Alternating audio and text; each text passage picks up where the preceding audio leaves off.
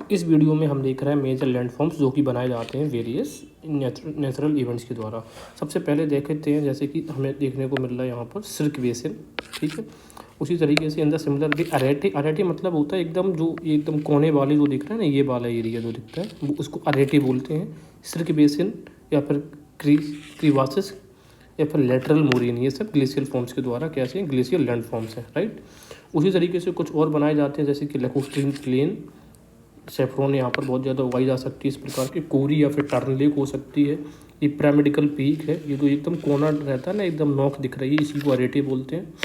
इसके अलावा हम बात करते हैं टाइप्स ऑफ सॉइल इरोजन की। अगर हम बात करेंगे तो पहले रिवर्स के द्वारा बनाई गई हम जो देखते हैं क्या है, तो रिवर्स इस एरिया में रिवर्स को 3 स्टेजेस में बांट सकते हैं। यूथफॉल स्टेज है, मैच्योर स्टेज है और इसके बाद यूथफॉल, मैच्योर एंड ओल्ड स्टेज है। तो यूथफॉल स्टेज मतलब जब वो पहाड़ से निकल रही होती है, तो यहाँ पर क्या क्या वो बना सकती है, वो बना सकती है ये रिवुलेट।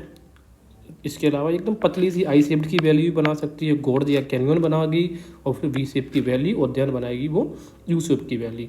इसके अलावा वाटरफॉल, प्लंज पूल, कैटरेक्ट, ये भी रैपिड्स, ये भी हमें यूथ स्टेज में देखने को मिलेंगे। यानी कि लेक्स वगैरह कहाँ पे, जब झरने होंगे, वो झरने कहाँ पे होंगे, पहाड़ पे होंगे। उसके अलावा आता है आपका मैच्योर स्टेज। मैच्योर स्टेज में हमें याद रखना है जो मियांडरिंग स्थिति होती है वो मैच्योर स्टेज में ही होने लगती है। और जब ये पहाड़ों से नीचे उतरते हैं, ये मैच्योर स्टेज आ जाती है, तो यहाँ पर एल्यूवियल फेन या फिर एल्यूवियल कोन का निर्माण करती हैं डेल्टा मैच्योर स्टेज में। इसके अलावा आप देखोगे जब ये अपने लोअर पार्ट्स में होती हैं तो फिर यहाँ पर वो बनाने लगती हैं ऑक्सबो लेक्स या फिर आइलैंड्स बनाती हैं।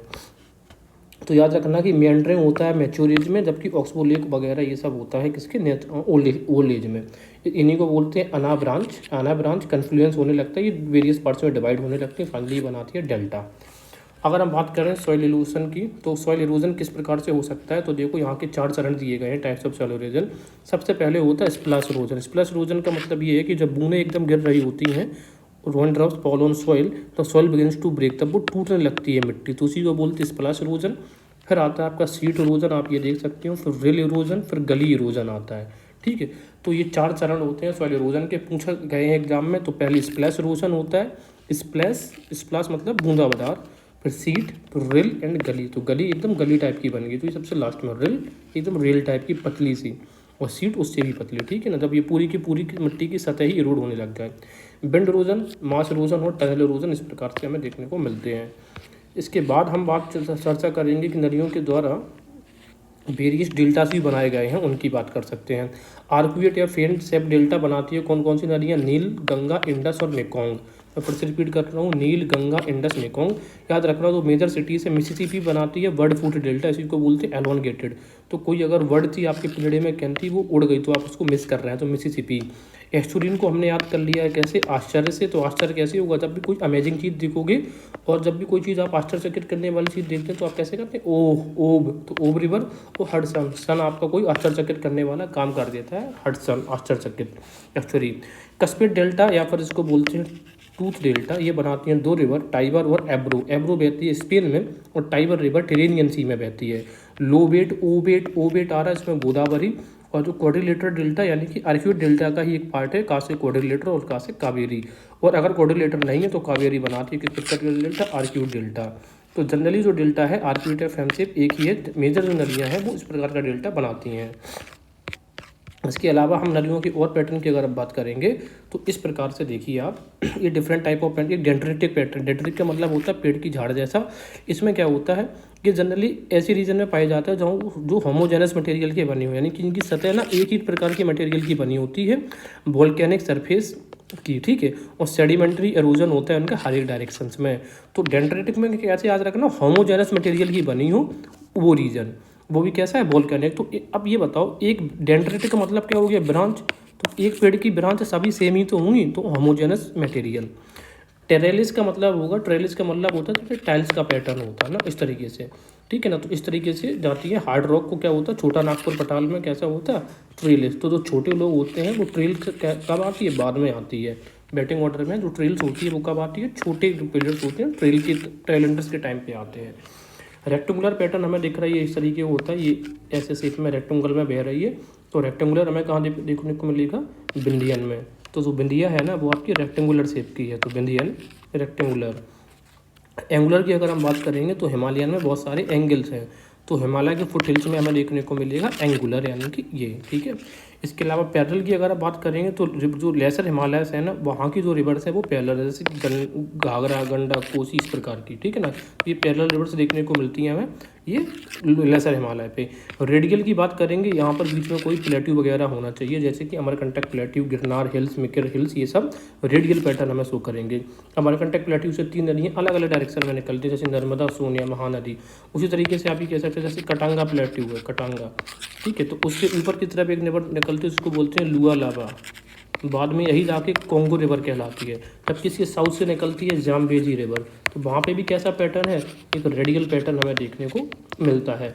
उसी तरीके से अगर हम बात करते हैं जो आल्प्स पर्वत माउंटेन है, उसके पास से भी कई सारी रिवर्स निकलती हैं, जैसे कि ये आल्प्स है, आल्प्स का एरिया है, तो ऊपर से निकलेगी जिसको बोलते हैं राइन रिवर। इस राइन के इससे बगल से निकलती है यहाँ पे डैन्यूब रिवर है, राइट। राइन के जस्ट अपोजिट निकलती है रोन, यहाँ से निकलती आप देखोगे पो। राइन के जस्ट यहाँ से निकलती है सीन रिवर, और रोन के लेफ्ट से निकलती है लोर रिवर, ये इस तरीके की लोर, LORE। और ये सारी की सारी नदियाँ इस डायरेक्शन में बह रही हैं। तो ये भी यहाँ पर ये भी कैसा पैटर्न आपको शो हो रहा है, ये पैटर्न भी आपको हमें कैसा शो हो रहा है, ये भी एक तरीके का रेडियल पैटर्न है। तो आल्प्स में भी रेडियल पैटर्न हमें देखने को मिलता है। इसके अलावा कटांगा का रीजन जो है, कटांगा, ठीक है, तो कटांगा में भी हमें कैसा पैटर्न देखने को मिलेगा, ऊपर से रिवर निकलती है कोंगो और ये निकलती है जाम्बेजी। ये भी कैसा पैटर्न है, ये भी रेडियल पैटर्न है, ठीक है। तो जो भी माउंटेन एरियाज रहेगा उनमें रेडियल पैटर्न्स हमें देखने को मिलते हैं। इसके अलावा एक होता है एंगुलर, तो एंगल कहाँ पे देखने को मिलते हैं, हिमालय में। एक है एनुलर, एनुलर का मतलब देख रहे हैं, इस तरीके का कोई डिफरेंट पैटर्न नहीं है, ये मिलेगा पिथौरागढ़ या नीलगिरी का जो हिल्स है ना, वहाँ पे एनुलर। तो एनुलर मतलब आप एनुअली जाते हैं कहाँ, पिथौरागढ़, नीलगिरी घूमने, जो माउंटेनियस रीजन्स हैं। सेंट्रीपिटल नदी अंदर की ओर आ रही है, ये हमें देखने को मिलेगा कहाँ पे, लद्दाख, तिब्बत या फिर बागमती और इट्स ट्रिब्यूटरी। तो इंपॉर्टेंट हो जाता है बागमती, तो बागमती में कैसा सेंट्रल, तो बाग सबके सेंट्रल में होता है। तो जो लद्दाख, तिब्बत या नेपाल वाला रीजन है, तो ऊपर यहाँ पे कह सकते हैं यहाँ पे हाइट होगी, तो ये रिवर्स इस डायरेक्शन में अंदर की तरफ आती हैं। तो बागमती में कैसा सेंटर, तो बाग हमेशा सेंटर का केंद्र है बल्ड्राई प्रोटेक्शन के लिए। एक बार इनको रिकॉल कर लेते हैं, याद करने का तरीका है कैसा है। डेंड्रिक आएगा तो ब्रांच याद आएगा, ब्रांच सब कैसी होती है, होमोजेनस मटेरियल, यानी कि एक ही पेड़ की सारी ब्रांचेस होती हैं, और सेडिमेंट्री इरोजन होना चाहिए इन ऑल डायरेक्शंस, ठीक है। ट्रेलिस हमने देखा है, तो ट्रेलेंडर्स कब आते हैं, ट्रेलिस कब आते हैं, ट्रेलिस टेलेंडर्स आते हैं तो छोटे पैटर्न होते हैं। तो छोटा नागपुर प्लेट्यू, रेक्टेंगुलर जो बिंदिया है, तो आपकी बिंदिया है वो रेक्टेंगल शेप पे है, तो बिंदियन में कहता है रेक्टेंगुलर पैटर्न देखने को मिलता है। एंगल कहाँ पे देखने को मिलेगा, हिमालय के फुटहिल्स पे, और जो लेसर हिमालय है वहाँ पे लेसर पैरेलल, इस तरीके से रेडियल पैटर्न, जहाँ पे बीच में प्लेट्यू होना चाहिए या कोई हिल्स होनी चाहिए। एनुलर आप एनुअली जाते हैं कहाँ पे, पिथौरागढ़ में और नीलगिरी में। और बाग सेंटर है हमारा वाइल्ड प्रोटेक्शन का, तो सेंट्रीपिटल हो जाएगा। और लद्दाख भी सेंटर है, अपना केंद्र है इस समय, और तिब्बत भी, लद्दाख, तिब्बत और बागमती सेंट्रीपिटल। इसके अलावा हम बात करते हैं वाटर के द्वारा बनाए जाने वाले कुछ जो एरिया होता है, ठीक है। तो जैसे कि रिवर सिस्टम और रिजल्टेंट एक बार ज़रा देख लेते हैं। जैसे नदियों यहाँ से गुजरती है, नदियाँ ये आ रही है, यहाँ पर आप जो अब वो अपने मैच्योर स्टेज में आती है तो मेंडरिंग करने लग जाती है, और यहाँ पर वो क्या बनाती है, कॉन्फ्लुएंस रिवर्स ऐड हो रही है, और ये लिबी का निर्माण कर रहा है। लिबी का मतलब होता है ये है लिबी, एक्चुअली में इस तरीके से अपने आप जो लिबी का निर्माण कर देती है।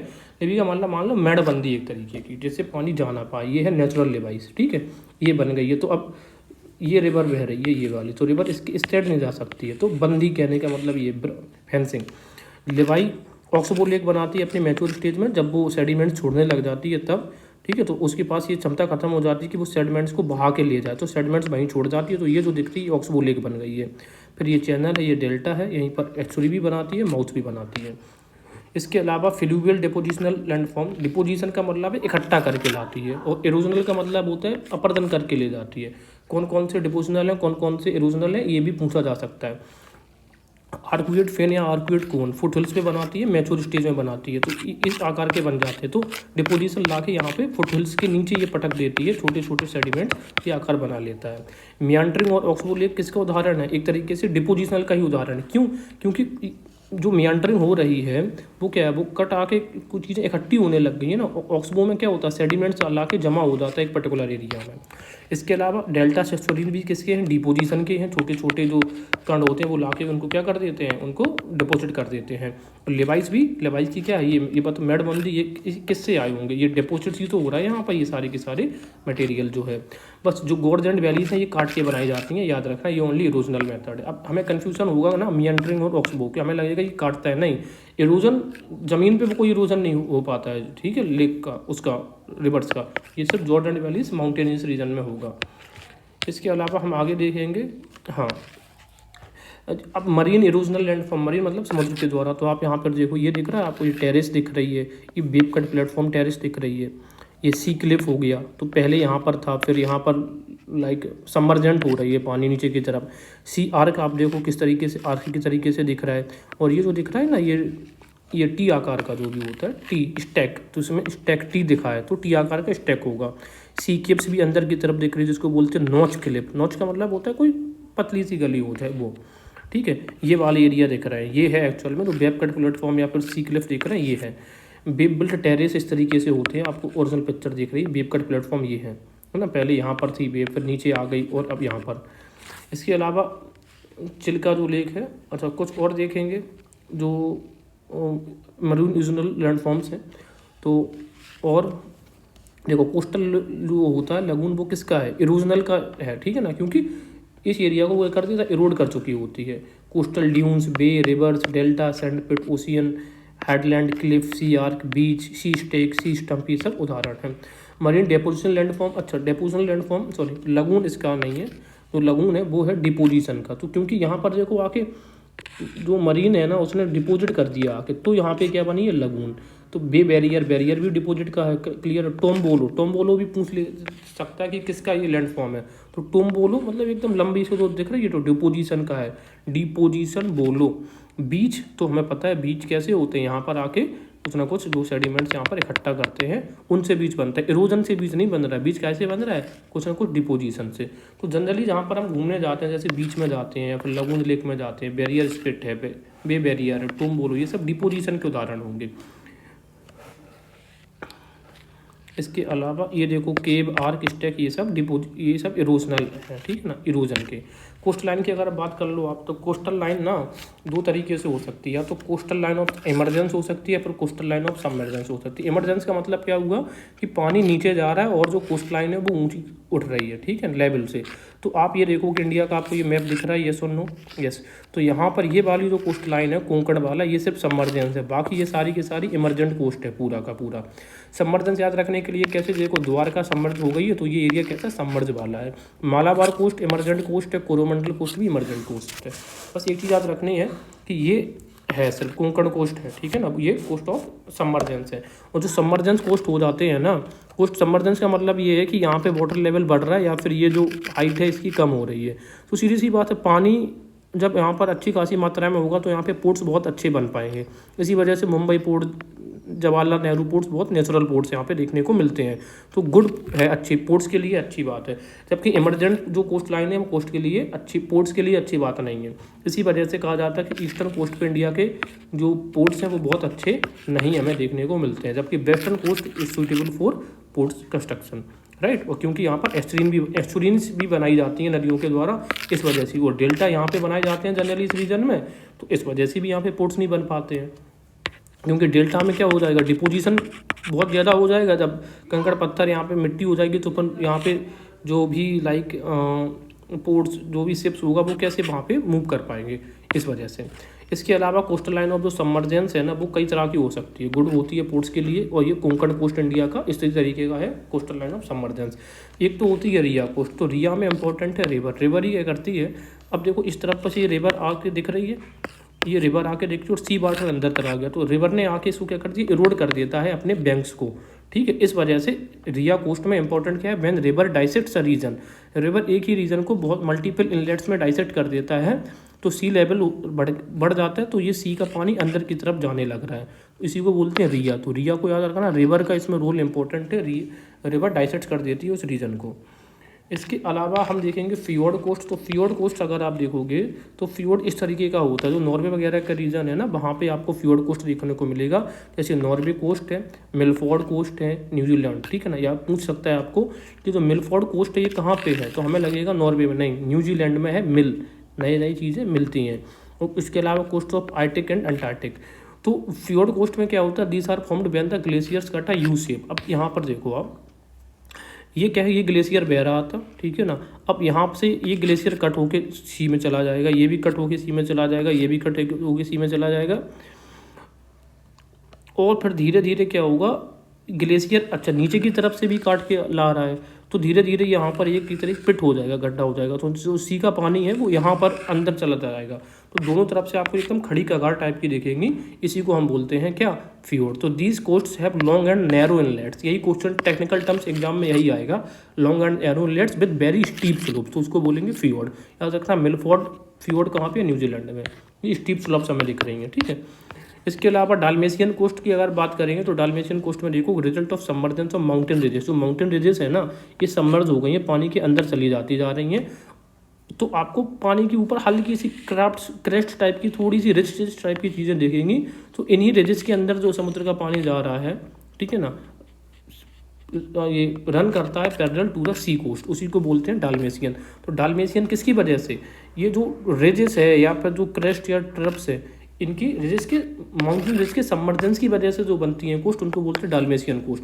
सबसे अच्छा एग्जांपल है कोस्ट ऑफ यूगोस्लाविया पर क्रोशिया। तो डालमेशियन, क्रोशिया, आप ये देखो, ये क्रोशिया, बोस्निया हर्जेगोविना है ना, ये यूगोस्लाविया वाला रीजन है। तो यही है डालमेशियन कोस्ट, ठीक है। याद रखना, डायमेंटीना अलग है, डायमेंटीना ट्रेंच है। जैसे ये ऑस्ट्रेलिया है, तो यहाँ पर बनेगी डायमेंटीना ट्रेंच, और इसका सबसे लोएस्ट पार्ट होगा वो होगा डोड्रेक्ट। तो ये हमने चीज़ों को देखा। इसके बाद हम आते हैं एवलियन, यानी कि विंड्स के द्वारा किए गए, ठीक है। तो विंड सबसे बात है डिपोजिशन, तो डिपोजिट करके जो बनाती है। एयर, देखो एयर डिपोजिट करेगा, रिपल्स बनाएगा इस तरीके से डिपोजिट करके। बारकन डिपोजिशन में लॉन्गिट्यूडनल ड्यून्स आके इकट्ठी करके बना रही है। ट्रांसवर्स ड्यून्स भी, ड्यून्स जितने भी है वो सब कैसे बने हैं, डिपोजिशन से। डी से ड्यून, डी से डिपोजिशन, बारकन डिपोजिशन, रिपल्स डिपोजिशन, अर्ग डिपोजिशन। अच्छा, अब जो रहेंगे एवलियन का इरोजन से, वो तो हमें क्लियर ही दिखते हैं, जैसे कि यूगन टी आकार के दिखते हैं। ये सिर्फ नीचे नीचे का पार्ट उसने इरोज कर दिया है विंड में, ऊपर का ओनली टी शेप का रह गया है। यार्डंस बाई के आकार का दिख रहा है, यार्डंस इस तरीके से, है ना, बाई खड़ी रह गई है ओनली, और ये वाला पूरा एरिया क्या इरोजन हो गया। ड्रेकाइंटर जनरली इस तरीके के डेजर्ट्स एरिया में देखने को मिलेंगे, ड्रेकाइंटर, ठीक है। ब्लो आउट्स, ब्लो का मतलब ये किसी, ब्लो आउट का मतलब गड्ढा कर दिया, यहाँ से जो मिट्टी, जो सैंड थी उसको हटा दिया। इंसलबर्ग्स या फिर इसको बोलते हैं मोनार्ड नॉक्स, ये भी कैसे हैं, इरोजिशनल है। डिजर्ट का पेमेंट्स, ये भी देखो इरोजन करके अपर्दन किया है हवा ने। उसी तरीके से मशरूम रॉक्स, यूगन्स, यार्डन्स या बेंटीफेक्ट्स भी देख लो, है ना। बेंटीफेक्ट, फैक्ट मतलब एक अकेला तत्व है।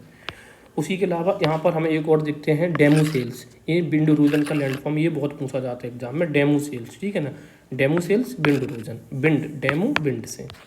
इसके अलावा कुछ और है, यस, हाँ, ये देखने को मिल जाता है हमको, जैसे कि स्टैलेग्माइट और जो स्टैलेकाइट क्या होता है। तो जो ये जो इनमें बनती है ब्लाइंड वैलीज, है ना, कैल्शियम कार्बोनेट की जो पूरी की पूरा जो क्रस्ट एरिया होता है वहाँ से। तो जो स्टैलेग्माइट है और स्टैलेक्टाइट है, तो जो ऊपर से टंगा हुआ दिख रहा है आपको वो है स्टैलेक्टाइट, और स्टैलेग्माइट, माइट निकल रहा है ज़मीन से, ठीक है। जैसे मैग्मा निकलता है ज़मीन से, तो स्टैलेग्माइट भी ज़मीन से निकलते हैं।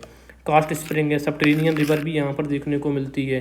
केप्स देखने को मिलेंगे, कैबन, ब्लाइंड वैलीज भी यहीं पर देखने को मिलेगी। कॉरिडोर, इवन फ्लो स्टोन भी देखने को मिलता है, लाइम स्टोन का ये बना होता है। लाइम स्टोन कॉलम है, अंडरग्राउंड लेक से, ये सब रीजन से। इसके अलावा रेल गली, रेवाइन, ये बेडलैंड है, जॉर्ज ट्रॉपिग्राफी, कैनियन ट्रॉपिग्राफी है, ये सब डिजर्ट एरिया है, नदी के द्वारा काटे गए, या कह सकते हैं कि पानी के द्वारा, है ना, जल के द्वारा एरोजन से बनी है। रिल है, गली है, एंड रेवाइन है। रेवाइन इन सबसे बड़ी होती है, ठीक है ना। रिल इतनी होगी, गली इतनी होगी, रेवाइन इतनी होगी, ठीक है ना। रिवर का छोटा रूप है रेवाइन, ये मान के चल लो। तो ये चीज़ हमने पहले कवर करी है किस वाले टॉपिक में, इस वाले में। स्प्लैश इरोजन, सीट इरोजन, रिल इरोजन, गली इरोजन, और फिर हमें यहाँ पर देखने को एक इरोजन कौन सा मिलेगा, रेवाइन इरोजन। तो रेवाइन सबसे लास्ट में है।